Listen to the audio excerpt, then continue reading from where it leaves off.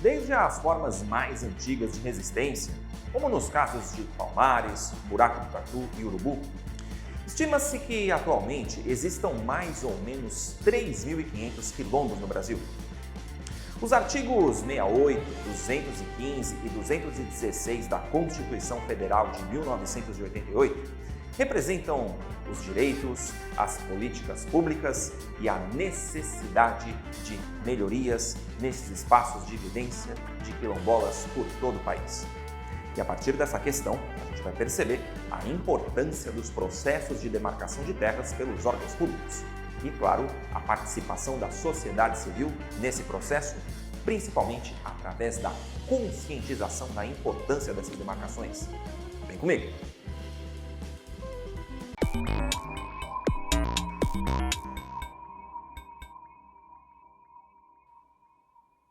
Fala pessoal, beleza? Tudo certo, tranquilo e sossegado com todos e todas vocês?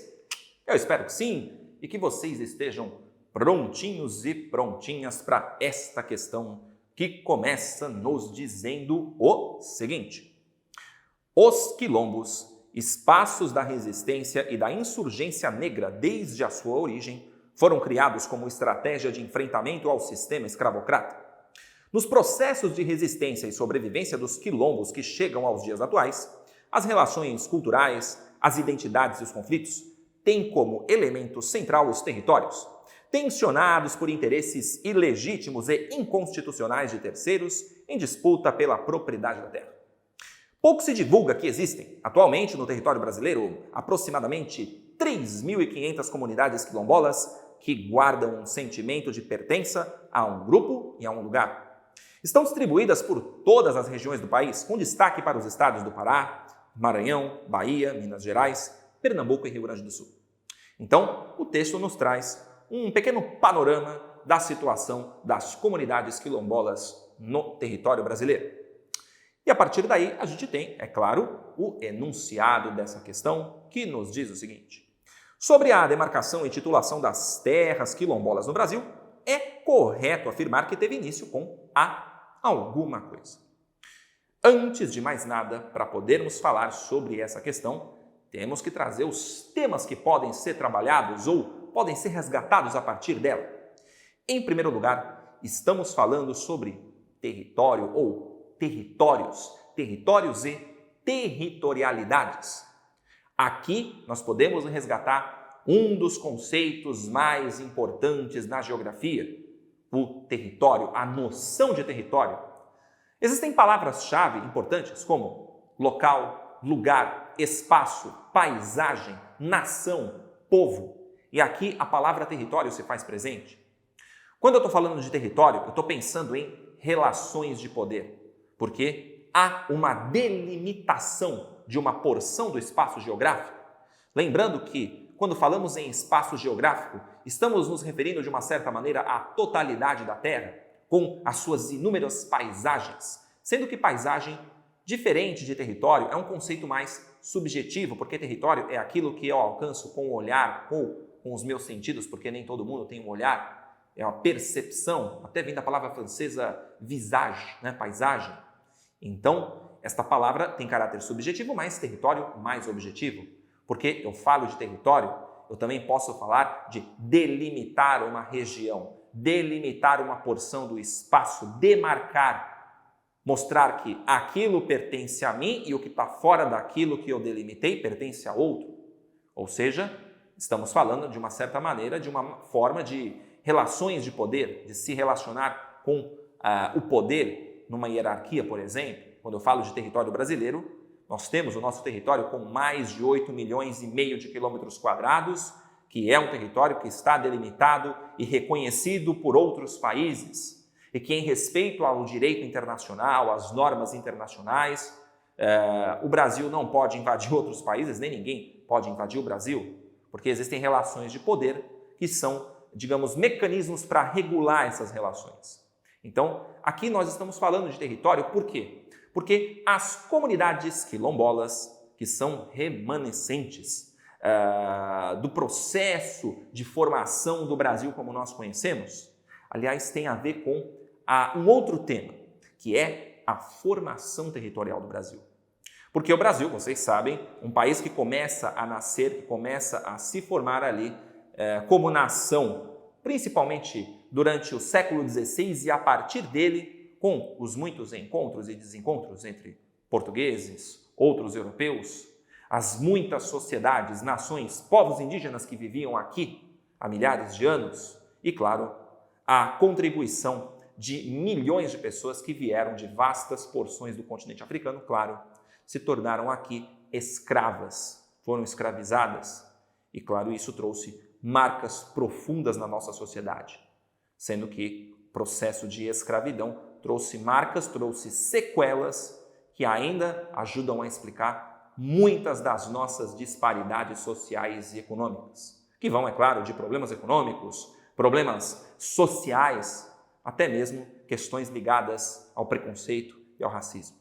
Mas o fato é que, quando falamos da formação territorial do Brasil, falar sobre quilombos é falar sobre espaço, sobre a construção de locais, sobre a construção de territórios de resistência, porque os quilombos foram também espaços de resistência nos quais as pessoas que estavam escravizadas, escravos e escravas, iam buscar formas de se organizar, se reunir e conseguir constituir uma nova vida, que, claro, não poderia ser semelhante ou igual àquela que possuíam na África, mas que, em função desta união de pessoas dentro de um mesmo ideal ou grupo de ideais, poderiam resistir contra a opressão, contra as brutalidades, contra a crueldade do sistema escravocrata vigente no Brasil durante mais de 300 anos, quase 400 anos.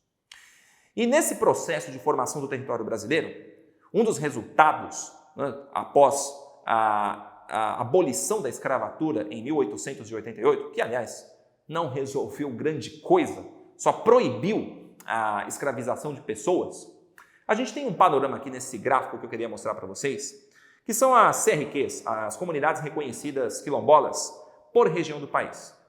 A gente percebe que a região Nordeste é a que possui o maior número de comunidades reconhecidas, enquanto que outras regiões têm números menores. O Sudeste, por exemplo, até tem um número expressivo, 569, mas outras não têm números tão expressivos. Mas nesse total aqui, a gente está falando aí de mais ou menos quase 3.500 comunidades.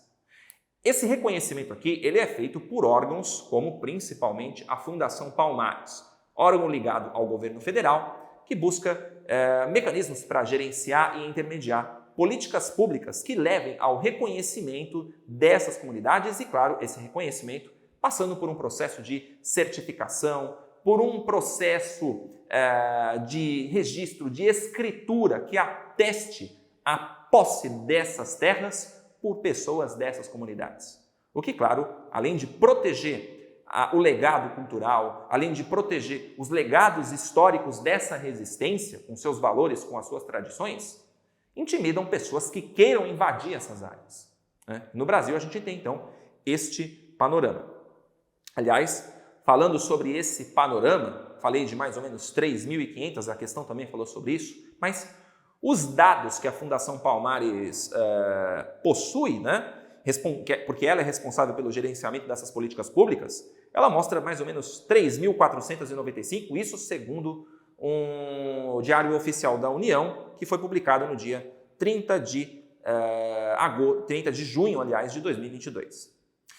E o que dá suporte para que esses movimentos, para que essa resistência possa ganhar dimensão dentro de um Estado como o brasileiro, que é um Estado multiétnico, multicultural, um Estado onde há uma grande diversidade populacional, e claro, o respeito a essa diversidade é extremamente importante e está na Constituição como uma conquista democrática da nossa Constituição Federal de 1988, que, aliás, chegou depois de mais de 20 anos de regime militar, a duras penas, foi muito discutida, foi muito debatida. Então, esta, de longe, foi a Constituição mais plural e democrática que nós conseguimos construir, resultado de um longo embate. O que ela diz a respeito deste assunto? Então, a Constituição de 88, ela tem, por exemplo, no ato das disposições constitucionais transitórias, o artigo 68, que diz assim: Aos remanescentes das comunidades dos quilombolas que estejam ocupando suas terras, é reconhecida a propriedade definitiva, devendo o Estado emitir-lhes os títulos respectivos. Então, os títulos de propriedade podem e devem ser emitidos como medida de consideração a esse processo histórico, uma forma também de reparação do Estado brasileiro por todos os danos que foram causados a essas pessoas. Assim como em outros países do mundo também se adotam dispositivos de reparação de danos terríveis que foram causados durante centenas de anos. Poderemos falar sobre a Austrália, sobre Canadá, até sobre Estados Unidos e América Latina, países que adotam dispositivos como forma de reconhecimento e reparação, principalmente reparação dos danos que causaram a grupos que foram realmente subjugados, foram punidos, simplesmente por conta de questões de ordem étnica, de ordem racial.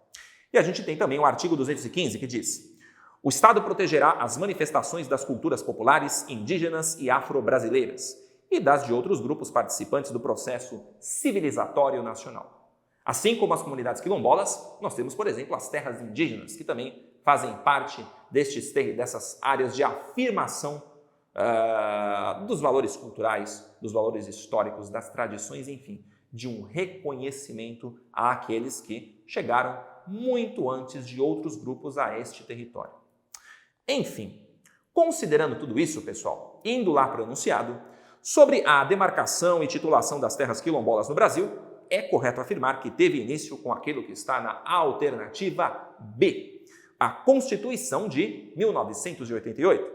Ainda está em curso o processo de demarcação e poucos territórios quilombolas, rurais e urbanos receberam a titulação da propriedade até o momento. Aliás, existem estimativas que dão conta de que mais ou menos 6.000 comunidades existam no país, mas só aquelas 3.495 estejam homologadas ou em processo de homologação, ou seja, ainda há um longo trabalho pela frente. E temos que lembrar que, a partir ali de 2019, a Fundação Palmares acabou sendo sistematicamente alvo de duras críticas e, claro, há tentativas, nem sempre tão veementes, mas possíveis de serem mensuradas e apontadas para o seu desmonte, alegando coisas do tipo a presença de comunistas no interior da sua instituição, ou então falas como a do presidente da Fundação Palmares, chamando os negros de escória,